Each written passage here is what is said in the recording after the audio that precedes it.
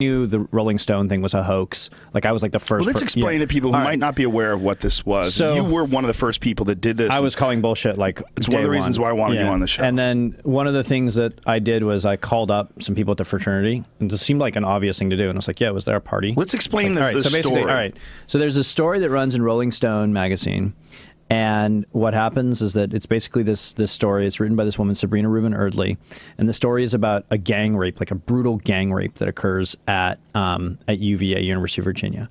And basically, the story has an anecdote in there about this girl, Jackie, who was like apparently raped by like, it was either like 5 guys or 7 guys. And this anecdote was like such a big deal among like the rape activist types that it was actually used by this chick, Emily Renda, who's a former UVA student. And it was like used before, it was testified before Congress. So it was like, you know, under oath, like brought into the congressional record.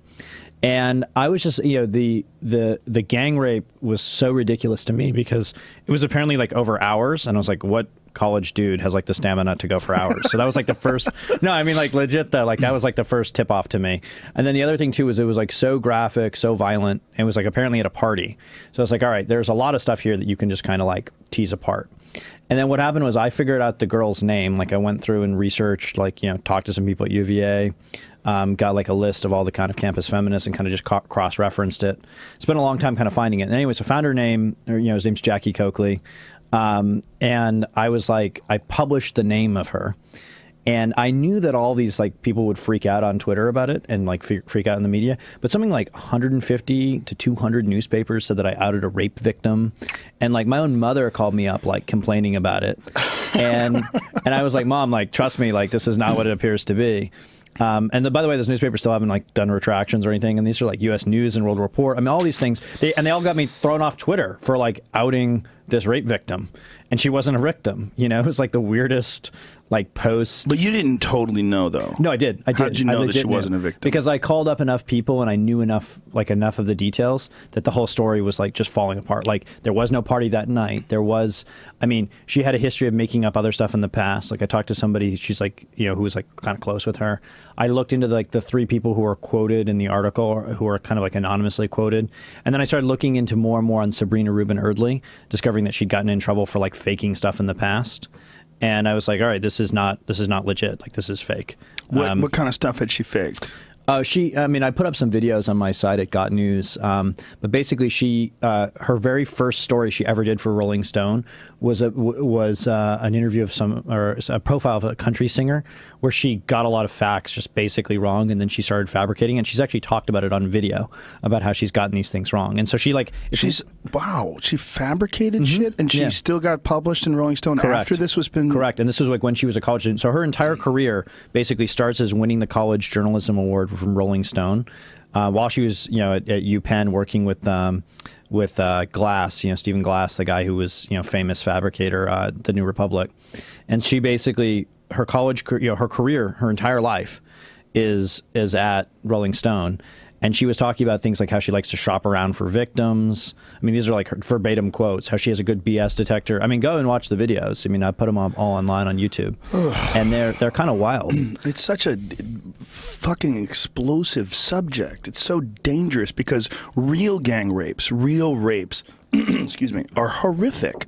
They're terrifying. It's disgusting. I totally agree, It's a dehumanization that should be eradicated from society. In fact, many of the women who help me on this stuff like are victims of sexual assault because they're so disgusted with this bullshit. I mean, imagine like actually being a rape victim, right?